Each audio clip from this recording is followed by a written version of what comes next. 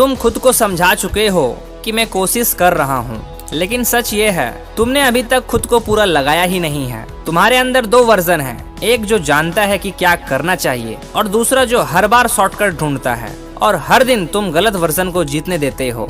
यही तुम्हारी हार है। तुम्हें लगता है कि तुम्हें मोटिवेशन चाहिए, लेकिन तुम्हें मोटिवेशन नहीं, डिसीजन चाहिए। एक क्लियर डिसीजन कि चाहे कुछ भी हो जाए तुम अपने गोल के लिए खड़े रहोगे, क्योंकि जब डिसीजन क्लियर होता है तो रास्ते अपने आप क्लियर हो जाते हैं। लेकिन तुम्हारा डिसीजन वीक है, इसलिए तुम्हारे एक्शंस भी वीक हैं। अब खुद से एक सीधा सवाल पूछो, क्या मैं सच में बदलने के लिए रेडी हूँ? अगर जवाब हाँ है तो फिर हाफ एफर्ट बंद करो। Half effort equal to half result, और half result equal to frustration. तुम्हें या तो पूरा देना होगा या फिर एक्सेप्ट करना होगा कि तुम एवरेज रहोगे।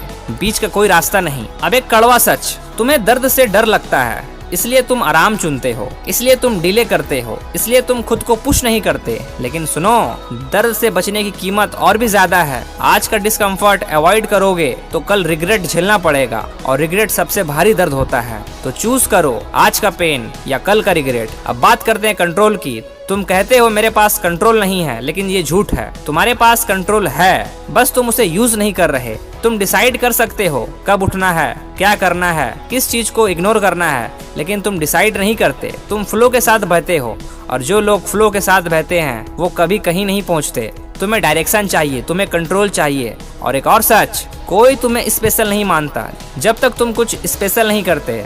तुम्हारे सपनों की कीमत तभी है जब तुम उनके लिए काम करते हो, वरना वो सिर्फ बातें हैं। अब इमेजिन करो, 1 साल बाद तुम कहाँ होगे? अगर तुम आज की तरह ही चलते रहे तो वहीं रहोगे।